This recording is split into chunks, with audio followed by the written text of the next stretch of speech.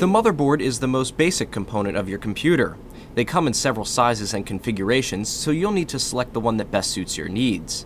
For our purposes, we selected the EVGA E760 because it supports our Intel i7 processor, fast DDR3 RAM, has multiple high-speed PCI Express slots for video crunching expansion, and a plethora of ports like USB, FireWire, and eSATA.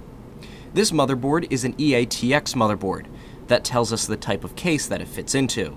Since we purchased a full-size case, we should have no problem fitting it in.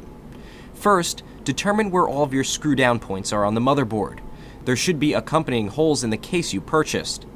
Locate the brass screw attachments that came with your case and screw them down in the holes that match the hole layout on your motherboard.